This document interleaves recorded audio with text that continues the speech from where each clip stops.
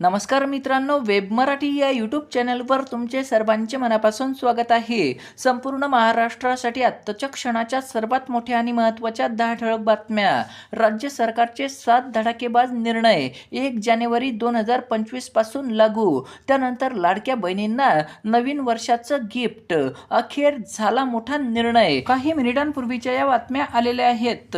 या संदर्भात सविस्तर माहिती या व्हिडिओत जाणून घेऊया। तत्पूर्वी तुम्ही वेब मराठी या यूट्यूब चॅनलवर नवीन असाल तर खाली दिलेल्या लाल रंगाच्या सबस्क्राइब बटनावर क्लिक करा आणि समोरील बेल आयकॉन क्लिक करा, जेणेकरून अशाच प्रकारचे नवनवीन आणि माहितीपूर्ण व्हिडिओ तुमच्यापर्यंत सर्वात आधी पोहोचतील। तर चला, काय बातम्या आहेत सविस्तर जाणून घेऊया। तर मित्रांनो, संपूर्ण महाराष्ट्रासाठी काही मिनिटांपूर्वीच्या या बातम्या आलेल्या आहेत।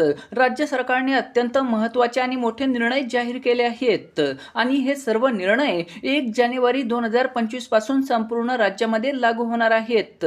लाडक्या बहिणींसाठी, सरकारी कर्मचाऱ्यांसाठी, शेतकऱ्यांसाठी तसेच सर्वसामान्यांसाठी अत्यंत महत्त्वाचे आणि मोठे निर्णय हे घेण्यात आले आहेत।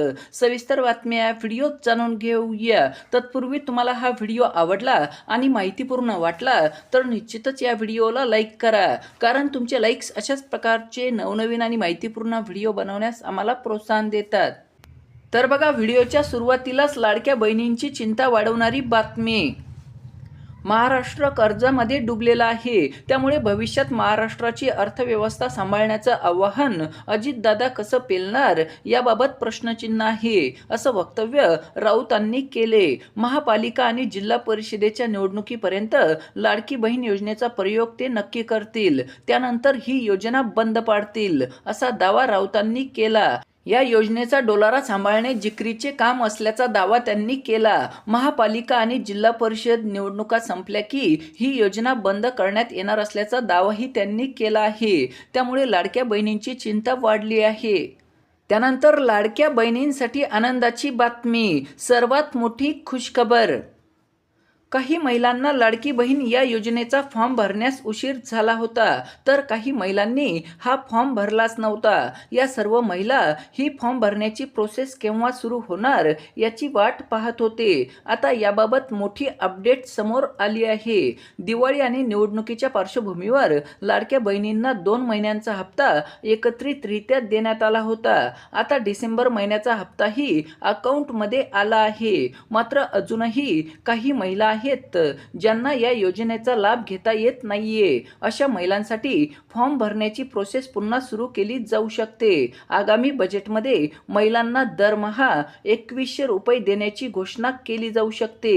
ही घोषणा झाल्यानंतर पुन्हा एकदा फॉर्म भरण्याची प्रोसेस सुरू होऊ शकते, मात्र यासाठी त्यांना काही दिवस वाट पाहावी लागू शकते। त्यानंतरची मोठी बातमी बघा, राज्य सरकारी कर्मचाऱ्यांना राज्य सरकारकडून नवीन वर्षाचं मोठं गिफ्ट।